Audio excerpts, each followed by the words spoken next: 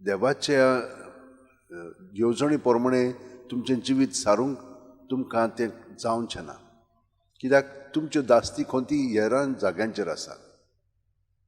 तर हाका लागून आमी सदांच तयारीन आसूंक जाय. ही तयारी आमकां जेजू सांगता.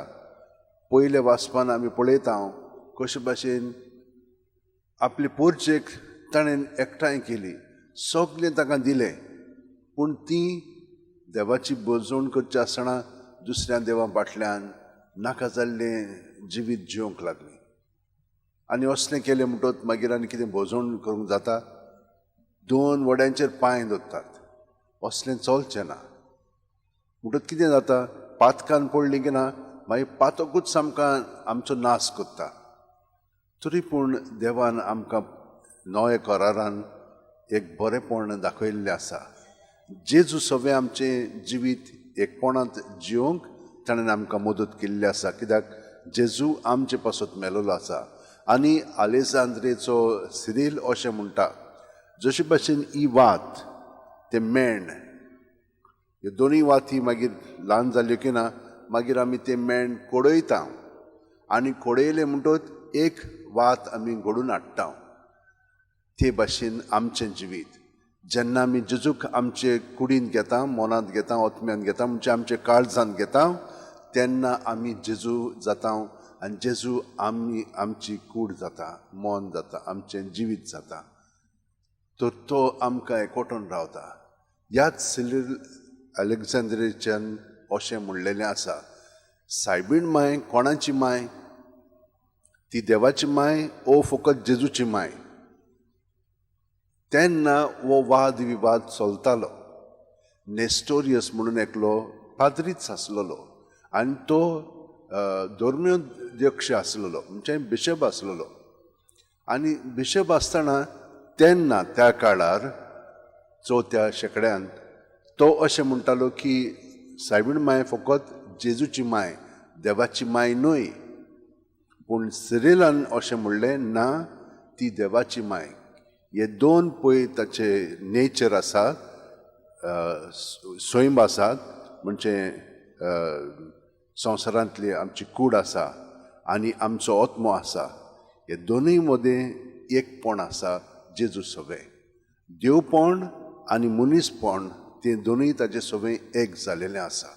आनी ताका लागून सायबीण माय जावन आसा देवाची माय, त्योतोकोस. होच सिरील आलेजांद्रेचो एकदम कडक आसलेलो. ताच्या अंकलान, ताचें नांव आसलेलें थियोफिलियस, तो आलेजांद्रेचो म्हणजे इजिप्टाचो धर्मोध्यक्ष आसलेलो, बिशप आसलेलो. आनी ताणें ताका धाकटोच आसतना मोटवाश्यां बरोबर रावंक धाडलो. आनी तो थंयसर गेल्या उपरांत हो ताचो मामा मेल्या उपरांत ताका सगल्यांनी धर्मोध्यक्ष केलो. तो एकदम कडक आसलेलो.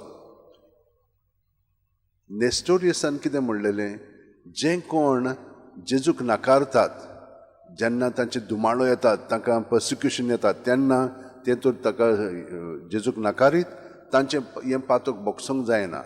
ताणें म्हणलें ना, तांचें पातक आमच्यान भोगसूंक जाता, आनी ताणें तें नाकारलें. दुसरें म्हणजे हे ज्यू पळय आसलेले, आलेक्झांडर द ग्रेट पळय आसलेलो, ताणें ताका धंदो करपाक दिल्लो. पूण हे क्रिस्तांवांक जळटाले आनी हाका लागून खूब पाटी मारामारी चलताल्यो.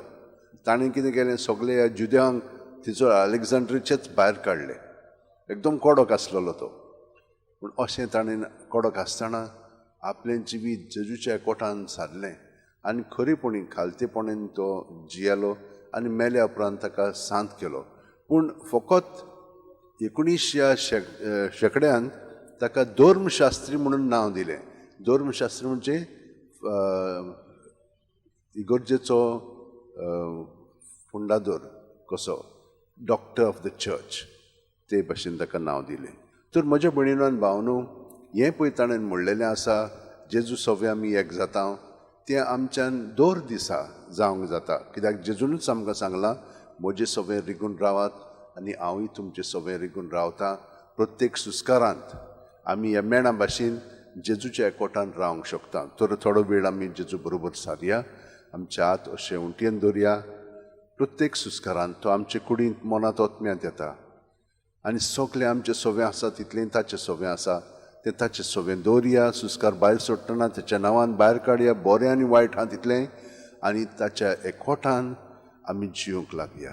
सुस्कार घेता तेन्ना ताचें बरेंपण आमचें सवें बरोवन येता आनी ताच्या एकवटान आमी जियेता.